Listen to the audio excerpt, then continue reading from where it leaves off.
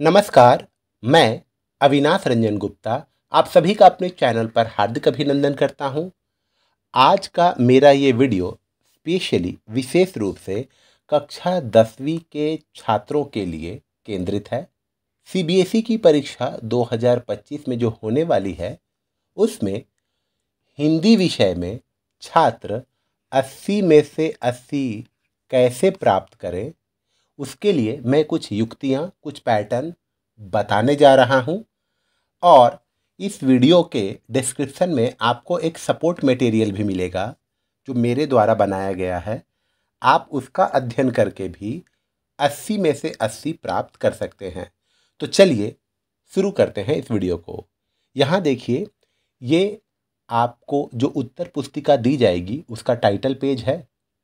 जितनी भी एंट्रीज़ है आपको बहुत केयरफुल तरीके से उसको फिलअप करना है। आपके एडमिट कार्ड में जो इन्फॉर्मेशन दी गई है सेम आपको यहाँ पर लिखना है, और किसी भी कीमत पर आपको अपना रोल नंबर गलत नहीं करना है। आपके एडमिट कार्ड में जो रोल नंबर दिया गया होगा आप एज इट इज़ यहाँ मेंशन करेंगे। अब हम लोग आ जाते हैं प्रश्न पत्र पर।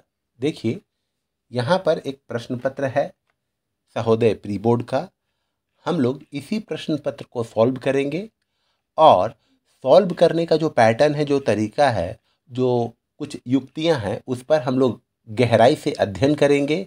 और अगर आपने मेरे द्वारा बताए गए युक्तियों को फॉलो किया तो ये तय है कि आप अधिकतम अंक, और आप चाहें तो पूर्णांक भी प्राप्त कर सकते हैं। तो विलंब ना करते हुए हम लोग आ जाते हैं इसके सॉल्यूशन पर।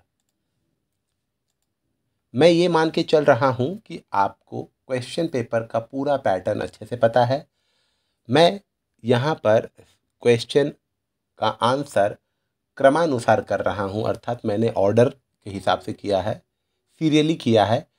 आप चाहें तो अपनी सुविधा के अनुसार जिस क्वेश्चंस के आंसर आपको बहुत अच्छे से आते होंगे आप उन्हें पहले कर लीजिएगा, क्योंकि ये एक कॉमन साइकोलॉजिकल फैक्ट है कि जब भी कोई एग्जामिनर आपकी कॉपी चेक करता है और उसे पहले आंसर, दूसरे आंसर, तीसरे आंसर, चौथे आंसर करेक्ट मिलते हैं, तो उसके दिमाग में ये धारणा बैठ जाती है कि बच्चे ने अच्छा किया है, और उसकी कलम से नंबर निकलने शुरू हो जाते हैं। तो एग्ज़ाम में आपको जिन प्रश्नों के उत्तर बहुत अच्छे से पता है, सबसे पहले आप उन्हें ही अटेम्प्ट कीजिएगा। यहाँ पर मैं सीरियली जा रहा हूँ। प्रश्न पत्र टोटल 4 खंडों में विभाजित होता है। खंड क, जिसमें अनसीन पैसेज का हम लोगों को सॉल्यूशन निकालना होता है। पहला क्वेश्चन, दूसरा क्वेश्चन और तीसरा क्वेश्चन एमसीक्यू होगा, और ये 2 क्वेश्चन सब्जेक्टिव होंगे। एमसीक्यू के आंसर करने के दौरान आप एक लाइन का गैप देना ना भूलें। इसके पीछे का रीज़न ये है कि जब एग्ज़ामिनर आंसर को चेक करता है और स्प्लिट मार्किंग करता है, तो अगर वो दोनों चिपका हुआ रहेगा तो हो सकता है कि स्प्लिट मार्किंग मिस हो जाए और 5 की जगह आपको 4 नंबर ही मिले। इसीलिए एक एमसीक्यू के बाद आप स्पेस ज़रूर छोड़ें इस तरीके का। और जो सब्जेक्टिव क्वेश्चन है, उस सब्जेक्टिव क्वेश्चन की शब्द सीमा 25, 30, 35 तक भी आप कर सकते हैं, लेकिन जो सब्जेक्टिव क्वेश्चन है उसकी शब्द सीमा आप 30, 40, 50 तक कर सकते हैं, लेकिन ऐसा ना हो कि एक सेंटेंस में करें। इससे जो एग्ज़ामिनर है उसे लगेगा कि इसने 2 नंबर के साथ जस्टिफाई नहीं किया है, वो आपको कम नंबर अवॉर्ड कर सकता है। ओके, इसके बाद आप देख रहे हैं ये जो जगह बच गई है नीचे, ये जगह आप ऐसे ही खाली रहने दें, क्योंकि आप यहाँ देख सकते हैं आपको जो आंसर शीट दिया जाएगा वो टोटल 32 पेजेस का होगा, और 32 पेजेस बहुत होते हैं। इस जगह को छोड़ दीजिए और ब्रैकेट में लिख दीजिए कृपया पृष्ठ पलटिए। अगर आपको स्पेलिंग अच्छे से याद है तो कृपया पृष्ठ पलटिए लिखिए, नहीं तो आप PTO प्लीज़ टर्न ओवर लिखकर भी काम चला सकते हैं। दूसरा पैसेज का आंसर भी आपको सेम इसी तरीके से करना है। हाँ, एक बात याद रखिएगा, ऐसा हो सकता है कि आप टाइम मैनेज ना कर पाएँ या आपकी राइटिंग स्पीड उतनी स्पीड नहीं है। ऐसी स्थिति में आप केवल एमसीक्यू लिखिएगा। आप केवल उस MCQ का ये नंबर भी लिख सकते हैं, लेकिन अगर आप ऑप्शन भी लिख देते हैं तो वो बेटर है। लेकिन समय के अभाव में आप केवल क का 4, ख का 2 ऐसे करके भी आप काम चला सकते हैं। अब आते हैं हम लोग खंड ख में, जो व्याकरण से रिलेटेड होता है।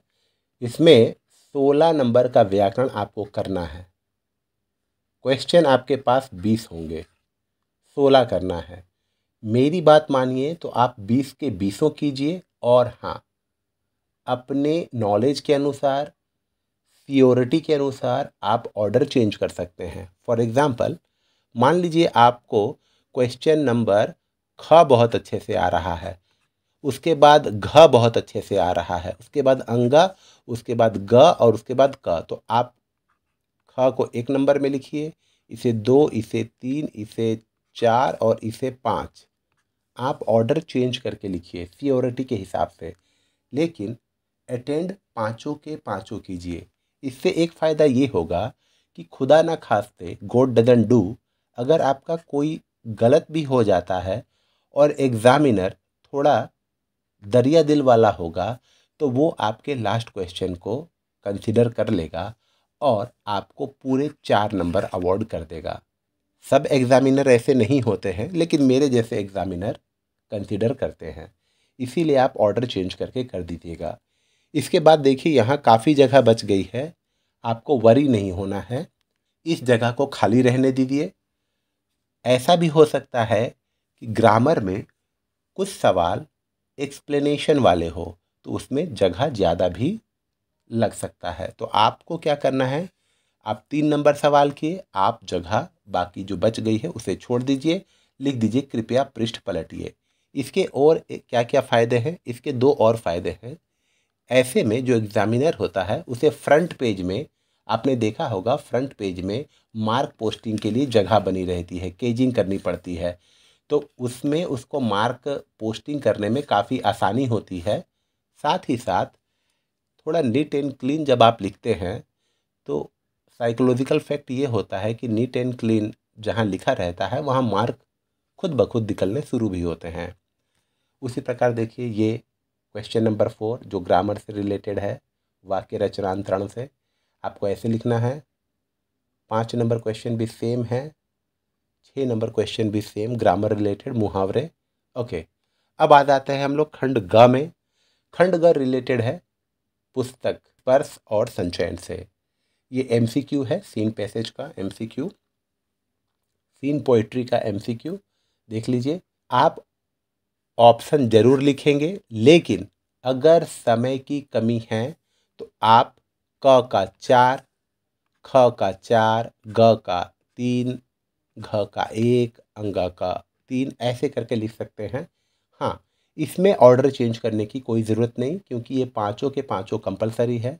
और हाँ, इसमें भी आप एक ऑप्शन के बाद दूसरे ऑप्शन के लिखने में आप एक गैप ज़रूर दीजिएगा। देखिए, एक स्पेस आप यहाँ ज़रूर मेंशन कर दीजिएगा, ताकि वो स्प्लिट मार्किंग करे, तो ऐसे करके आराम से कर सके और 5 के पाँचों नंबर आपको अवॉर्ड कर दे। इसके बाद आते हैं सब्जेक्टिव क्वेश्चन पर। 2 नंबर के 3 सवाल आपको करने हैं सब्जेक्टिव, प्रोज से भी और पोएट्री से भी, जिसकी शब्द संख्या 25-30 है, लेकिन आप 40-50 तक लिखिए। और ये जो साइड में मार्जिन दिया हुआ है, वहाँ पर आप ये मेंशन कर सकते हैं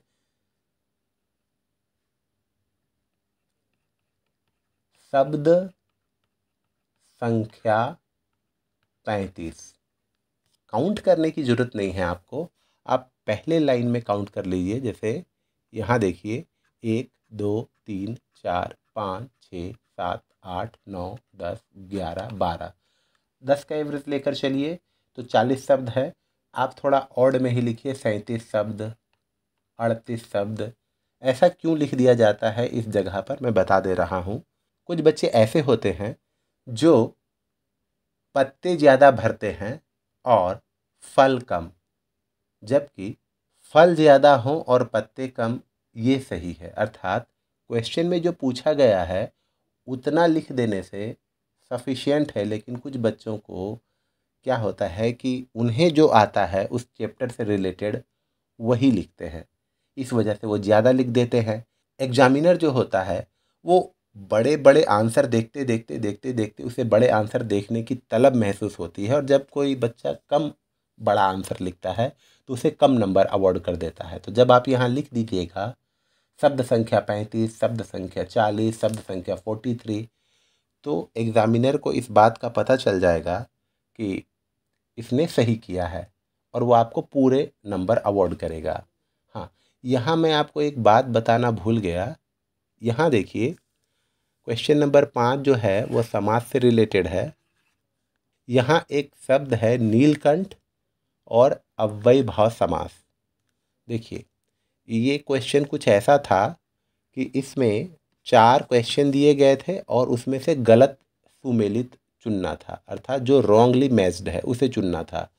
तो नीलकंठ अव्ययीभाव समास नहीं होगा, इसीलिए यहाँ पर ये आंसर लिखा गया है। लेकिन इसमें आपको गलत सुमेलित जरूर मेंशन कर देना है। इसके पीछे की वजह ये है कि अगर वो ये देखेगा एग्जामिनर नीलकंठ अव्ययीभाव समास, ये तो गलत लिख दिया, वो काट देगा। हो सकता है कि स्लिप ऑफ माइंड हो जाए और एग्जामिनर के दिमाग से ये बात निकल गई हो कि ये तो गलत वाले का ही सिलेक्शन करना था। इसीलिए यहाँ इंडिकेटर के रूप में आप ज़रूर लिख दीजिएगा गलत सुमेलित, ताकि एग्जामिनर को इस बात का आभास हो जाए कि हाँ हाँ, इसमें गलत सुमेलित वाले को चुनना था। ओके, इस तरीके से यहाँ पर हम लोगों ने 2-2 नंबर के लिए जितना पूछा गया था उतना उत्तर लिख दिया। शब्द सीमा थोड़ी ज़्यादा है, वो एक्सेप्टेबल है, लेकिन शब्द सीमा कम नहीं होनी चाहिए, ताकि आपको पूरे 6 नंबर मिले। इसके बाद प्रोज से रिलेटेड अनसीन पैसेज के 5 सवाल पूछे जाएंगे एमसीक्यू फॉर्म में। आपको उसके आंसर करने हैं। समय आपके पास होगा, और अगर समय की कमी है तब आप क्या करेंगे, ऐसी स्थिति में आप केवल ये नंबर लिखेंगे, ये केवल नंबर आप यहाँ पर मेंशन करेंगे। लेकिन बेटर ये रहेगा कि आप ऑप्शन भी लिखें। हाँ, क्वेश्चन नंबर 7 और क्वेश्चन नंबर 9 जो है वो रिलेटेड है आपका सीन, पोएट्री और प्रोज से। अगर आपको इसके आंसर में संदेह होता है, डाउट होता है, आपको लगता है कि ऑप्शन 2 और ऑप्शन 3 ये दोनों सही है, तो क्या किया जाए? इसके लिए एक उपाय बता रहा हूँ आपको। आप यहाँ तो ऑप्शन 2 मेंशन कर दीजिए, जिसमें आप ज़्यादा श्योर हैं वहाँ आप ऑप्शन 2 मेंशन कर दीजिए। लेकिन इसी 9 नंबर क्वेश्चन को या 7 नंबर क्वेश्चन को अगर आपको डाउट वाली स्थिति आ रही है तो सभी आंसर कर लेने के बाद पुनः इसे कीजिए, और वहाँ पर आप जब ये 7 नंबर या 9 नंबर वाला क्वेश्चन कर रहे होंगे और 9 का अगर आपको लग रहा है कि इसका ऑप्शन 2 मैंने कर दिया है, 3 भी हो सकता है, तो यहाँ 3 लिख के सारे आंसर एक बार और कर दीजिए, क्योंकि सीबीएसई के निर्देश अनुसार बच्चों के उसी आंसर को इवालुएट किया जाना चाहिए जिसमें बच्चे ज़्यादा अंक सिक्योर किए हैं। तो आप ऐसा कर सकते हैं संशय की स्थिति में। ओके, इसके बाद हम लोग यहाँ देख रहे हैं प्रोज से रिलेटेड 4 सवाल दिए होंगे, आपको करने हैं 3 सवाल। शब्द सीमा 25 से 30 होगी। शब्द सीमा आप बढ़ा देंगे, और यहाँ पर आप चाहें तो अनुमानतः एक शब्द सीमा भी मेंशन कर सकते हैं। शब्द संख्या इतना, शब्द संख्या इतना, शब्द संख्या इतना। ओके, खंड ग के अंतिम प्रश्न जो होंगे वो संचयन पाठ से पूछे जाएंगे। इसकी शब्द सीमा है 60 और इसका मार्क्स है 3, अर्थात 60 शब्दों में आपको उत्तर लिखने हैं। 3 नंबर के लिए 3 सवाल पूछे जाएंगे 3 चैप्टर से, हरिहर काका, सपनों के से दिन और टोपी शुक्ला। तीनों चैप्टर से 3 सवाल होंगे, आपको करने हैं 2 सवाल, और कोशिश करेंगे कि जो पूछा जा रहा है आप वही लिखेंगे। आपको पूरे 6 अंक प्राप्त होंगे। अच्छा, ये एक ब्लैंक पेज है। अब मैं ये ब्लैंक पेज आपको क्यों दिखा रहा हूँ वो मैं बता रहा हूँ। देखिए, आपको क्या करना है, पत्र लेखन की बारी या ईमेल लेखन की बारी।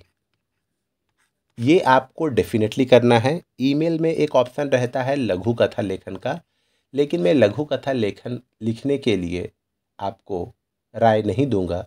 आप लघु कथा लेखन ना करें, क्योंकि लघु कथा लेखन के बहुत सारे नियम होंगे, जैसे कि उसका सुखद अंत होना चाहिए, उसमें ट्विस्ट होना चाहिए, उसमें कोई उद्देश्य होना चाहिए, उसकी स्पेलिंग सही होनी चाहिए, और सबसे बड़ी बात, आपने जो लघु कथा लिखा है वो एग्ज़ामिनर को भी पसंद आनी चाहिए।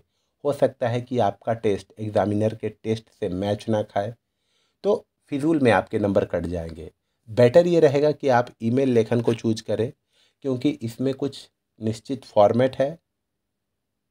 उस फॉर्मेट को अगर आपने फॉलो कर लिया तो आपको अच्छे खासे अंक मिल जाएंगे। और ये पत्र के प्रारूप से काफ़ी मिलता जुलता है। इनफैक्ट ये एक तरीके का पत्र ही है, इसीलिए आपको इसमें कुछ ज़्यादा वर्क भी नहीं करना पड़ता। तो जब आप पत्र लिखेंगे और ईमेल लिखेंगे, ऐसी स्थिति में आप इस पेज से लिखना शुरू करेंगे, ताकि आपने इधर लिखना शुरू किया और इधर ही आपका समाप्त हो गया। एक नज़र में आपके पत्र का अवलोकन, आपके ईमेल लेखन का अवलोकन एग्ज़ामिनर कर ले, ताकि आपको पूरे अंक वो अवॉर्ड कर सके। अगर आप इस पेज से लिखना शुरू करते हैं तो उसे पन्ने पलटने पड़ेंगे, कंटिन्यूटी ब्रेक हो जाएगी। ऐसी स्थिति आप ऐसा स्कोप आप एग्ज़ामिनर को ना दें। ऑर्डर चेंज कर ले प्रश्नों का और इसी पेज से आप लिखना शुरू करें, ताकि इस पेज में वो समाप्त हो। पत्र पत्र का एक निश्चित फॉर्मेट मैंने बनाया हुआ है, जो आपको वीडियो के डिस्क्रिप्शन में दिए गए लिंक पर प्राप्त हो जाएगा। इवन पेज में शुरू किया, ऑड पेज में समाप्त हुआ। उसी प्रकार देखिए सूचना लेखन में आपको क्या करना है, फॉर्मेट को बहुत अच्छे से फॉलो करना है।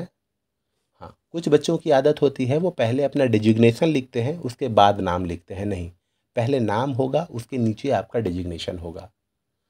और मेन बॉडी का जो पहला होगा वो हमेशा पैसिव वॉइस में होगा, और इसमें जितने WH प्रश्नों को आप सॉल्व कर पाएँ, जैसे क्या होने वाला है, कब होने वाला है, कहाँ होने वाला है, कैसे होने वाला है, कितने लोग आएंगे, कौन लोग शामिल हो सकते हैं, वगैरह वगैरह जानकारी आप सूचना लेखन में ज़रूर दे दें। हाँ, सूचना लेखन को एक सिंपल बॉक्स के अंदर, सिंपल बॉर्डर लाइन के अंदर ज़रूर डालें। आपने एक चीज़ नोटिस श्योर की होगी कि मैंने पहले लाइन में कुछ नहीं लिखा। आप भी यही सिस्टम फॉलो कीजिएगा। राइटिंग सेक्शन के पहले लाइन में कुछ नहीं लिखिए, ये आपके मार्जिन में आ जाएगा, जो अच्छा नहीं होता। साथ ही साथ ईमेल लेखन या सूचना लेखन में जब आप ऊपर लिख देते हैं तो आपको जो बॉर्डर है ये ऊपर से लेके जाना पड़ता है, जो ज़रा ऑड लगता है। इसके बाद आ जाता है आपका अनुच्छेद लेखन। देखिए, ये सेट के हिसाब से वेरी करता है। मुझे जो सेट मिला है उसमें ये 14 नंबर पे है, ये वेरी कर सकता है। ओके, आपने नोटिस किया होगा अनुच्छेद लेखन में 3 आउटलाइन दिए रहते हैं, जिसे हम लोग संकेत बिंदु कहते हैं। इस आउटलाइन को आप यहाँ पर मेंशन जरूर कर दीजिए। इससे फ़ायदा क्या होगा?